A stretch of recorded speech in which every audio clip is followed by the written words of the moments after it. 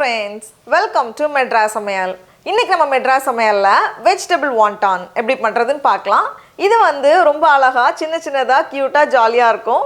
இத வந்து நம்ம சாயங்கால நேரத்துல ஸ்நாக்காவோ இல்ல வந்து appetizerவோ பயன்படுத்திக்கலாம். டேஸ்ட் வந்து ரொம்ப நல்லா இருக்கும். இது பண்றதுக்கு நம்ம வந்து வீட்ல பண்ணக்கூடிய ஸ்ப்ரிங் ரோல் ஷீட் பயன்படுத்திக்கலாம். அப்படி இல்லனா கடையில வாங்கக்கூடிய ரெடிமேட் ஷீட்டை நம்ம பயன்படுத்திக்கலாம். நான் இன்னைக்கு வந்து வீட்ல செய்ய போறேன். அதுக்கு நான் இன்னைக்கு 1 கப் மைதா மாவு எடுத்துர்க்கேன். இது வந்து 125 கிராம். கூடவே 1/2 டீஸ்பூனை விட கொஞ்சம் குறைவா உப்பு சேர்த்துக்கோங்க. 1 டேபிள் ஸ்பூன் எண்ணெய்.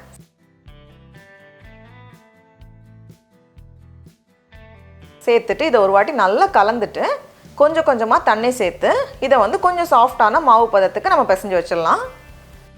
இப்போ ஒரு 5 நிமிஷம் போல பிசைஞ்சதுக்கு அப்புறமா மாவு வந்து நல்லா சாஃப்டா வந்திருக்கு. இது மேலே லைட்டாக எண்ணெய் தடவிட்டு மூடி வச்சிடலாம். இது வந்து ஒரு அரை மணி நேரம் போல் அப்படியே இருக்கட்டும். அடுத்தது உள்ளே வைக்கக்கூடிய ஸ்டஃபிங் தயார் பண்ணிடலாம். நான் இன்றைக்கி வந்து காய்கறி சேர்த்து வெஜிடபிள் ஸ்டஃபிங் பண்ண போகிறேன். அதுக்கு ஒரு பேனில் 1 டேபிள் ஸ்பூன் எண்ணெயை சூடு பண்ணிக்கோங்க. எண்ணெய் சூடானதும் இதில் வந்து 2 பல் பூண்டு, அது வந்து ரொம்ப சின்னதாக வெட்டி மின்ஸ் பண்ணி சேர்த்துக்கோங்க. இல்லைனா நம்ம வந்து பேஸ்ட்டாக கூட சேர்த்துக்கலாம். அடுத்தது இதில் ஒரு வெங்காயத்தை சின்னதாக வெட்டி வச்சுருக்கேன், அதை சேர்த்துக்கலாம். சேர்த்துட்டு வெங்காயம் 1 நிமிஷம் வதங்கட்டும். இப்போ இதில் 1 கேரட், 1 கப் முட்டைக்கோஸ், கூடவே 5லேருந்து 6 போல் பீன்ஸ், அதையும் சின்னதாக வெட்டி வச்சுருக்கேன். அடுத்தது காரத்துக்காக 1 டீஸ்பூன் மிளகாய் தூள் எடுத்துருக்கேன். காரம் குறைவாக போதும்னா 1/2 டீஸ்பூன் சேர்த்துக்கோங்க. கூடவே தேவையான அளவு உப்பு எல்லாத்தையும் சேர்த்துட்டு தண்ணி சேர்க்காம மிதமான சூடில் இது வந்து கொஞ்ச நேரம் வேகணும். நான் இன்னைக்கு சாஸ் சேர்க்காம வெறும் மசாலா வச்சே பண்ண போகிறேன். ஏன்னா நான் சாஸ் சேர்த்தேன்னா நிறைய பேர் வந்து சாஸ் இல்லாமல் எப்படி பண்ணுறது அப்படின்னு கேட்பீங்க. அதனால தான் நான் சாஸ் சேர்க்காம பண்ணுறேன். ஒருவேளை நீங்கள் சாஸ் சேர்த்துப்பீங்க அப்படின்னா 1 டீஸ்பூன் சில்லி சாஸும் 1/2 டீஸ்பூன் சோய் சாஸும் சேர்த்துக்கோங்க. டேஸ்ட் ரொம்ப நல்லாயிருக்கும்.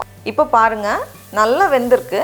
தண்ணி எதுவுமே இருக்கக்கூடாது. ஏன்னா தண்ணி இருந்துச்சுன்னா நம்ம உள்ளே ஸ்டஃப் பண்ணும்போது நல்லா வராது. அதனால் கொஞ்சம் ட்ரையாக இருக்கணும்.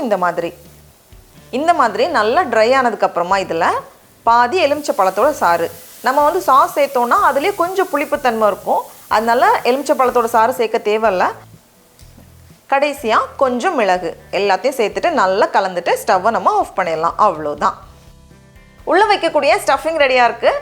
அடுத்தது வந்து நம்ம ஷீட்டை ரெடி பண்ணிடலாம். பாருங்கள், நல்லா சாஃப்டாக வந்திருக்கு. இதை வந்து நான் இன்றைக்கி 6ஆக பிரிச்சுக்க போகிறேன். நம்ம எப்போவுமே பண்ணுவோம்ல அதே மாதிரி தான். ஃபஸ்ட்டு வந்து கொஞ்சம் சின்னதாக விரிச்சிட்டு மேலே வந்து கொஞ்சமாக எண்ணெய், கொஞ்சமாக மாவு, மறுபடியும் ஒரு ஷீட் வச்சுட்டு கொஞ்சமாக எண்ணெய், மாவு, கடைசியாக ஒரு ஷீட். இந்த மாதிரி 3 வச்சுட்டு நம்ம வந்து இதை நல்லா விரிச்சிடலாம். கொஞ்சம் பெருசாக விரிச்சிக்கோங்க, கொஞ்சம் மெல்லிஸாக இருக்கணும். அப்போ தான் வந்து நல்லா கிறிஸ்பியாக வரும். இந்த மாதிரி விரிச்சதுக்கப்புறமா தோசைக்கல்ல நம்ம லைட்டாக போட்டு எடுக்கணும். ரொம்ப நேரம் வேக வச்சிடக்கூடாது, அப்புறம் உடஞ்ச மாதிரி ஆயிரும். அதனால் லைட்டாக மேலேயும் அந்த சூடு தெரிஞ்சதும் திருப்பி போட்டுட்டு நம்ம எடுத்துடணும். அவ்வளோதான். பாருங்கள், ரொம்ப அழகாக வந்திருக்கு. எல்லாத்தையும் பிரித்ததுக்கப்புறமா இந்த ஓரங்களை கட் பண்ணிவிட்டு ஒரு ஸ்கொயர் மாதிரி கட் பண்ணிவிட்டு நடுவுலையும் கட் பண்ண போகிறேன். 4ஆக பிரிக்க போகிறேன். அப்போ வந்து நமக்கு நிறைய ஷீட் கிடைக்கும். கொஞ்சம் சின்னதாக தான் இருக்கும், ஆனால் வந்து நமக்கு நிறைய ஷீட் கிடைக்கும். நம்மளோட விருப்பத்துக்கு ஏற்ப நம்ம வந்து ஷீட் சைஸை வச்சுக்கலாம். இப்போ ஒரு ஷீட் எடுத்துகிட்டு உள்ளே வந்து கொஞ்சமாக ஸ்டஃபிங் வச்சுக்கோங்க. ரொம்ப வச்சா சீல் ஆகாது. நான் வந்து 2 டேபிள் ஸ்பூன் மைதா மாவில் 2 டேபிள் ஸ்பூன் தண்ணி சேர்த்து கொஞ்சம் பேஸ்ட் மாதிரி ரெடி பண்ணி வச்சுருக்கேன். இது வந்து ஒட்டுறதுக்கு பயன்படுத்த போகிறோம். அதை வந்து அப்படியே தடவிட்டு க்ளோஸ் பண்ணிடணும், மூடிடணும். இதில் முக்கியமாக கவனிக்க வேண்டிய விஷயம் வந்து மூடினதுக்கப்புறமா அதை வந்து கொஞ்சம் நம்ம டைட் பண்ணணும். கை வச்சு லைட்டாக அழுத்தணும். இல்லைனா நம்ம எண்ணெயில் போடும்போது ஸ்டஃபிங் வந்து வெளியே வந்துடும். இப்போ பார்த்தீங்கன்னா எல்லா பக்கமுமே வந்து லாக் ஆகிருக்கு. இந்த மாதிரி உள்ளே வந்து ஓட்ட தெரியாமல் இருக்கணும். நல்லா அதனால இந்த சைடில் அழுத்திக்கோங்க, இல்லைனா பிரிஞ்சிரும். ஒருவேளை உங்களுக்கு இந்த மாதிரி பண்ண வரல அப்படின்னா சும்மாவே லைட்டாகவே எல்லா சைடையும் ஒட்டிட்டு நம்ம வந்து மடித்து கூட சமோசா மாதிரி கூட பண்ணிக்கலாம்.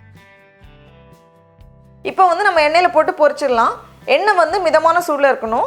அதிகமான சூடில் இருந்துச்சுன்னா டக்குன்னு வெளியே ரெடி ஆகும், ஆனால் வந்து கொஞ்ச நேரத்துலேயே சாஃப்ட் ஆயிரும். அதனால மிதமான சூடில் வச்சுக்கோங்க. இப்படி போட்டதுக்கப்புறமா பபிள்ஸ் வரும்ல, இந்த ஸ்டேஜில் இருக்கணும். அது வந்து கொஞ்ச நேரம் டைம் எடுத்து தான் பொரிஞ்சு ரெடி ஆகும்.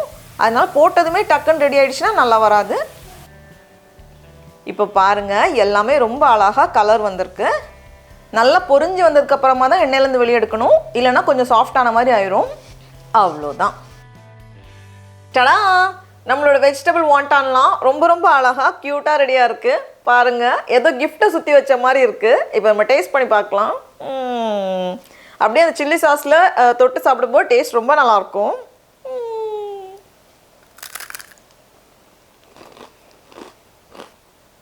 ரொம்ப ரொம்ப சூப்பராக இருக்குது. இது வந்து நல்லா பொரிஞ்சு வந்ததுக்கப்புறமா தான் எண்ணெயிலேருந்து நம்ம வெளியே எடுக்கணும்.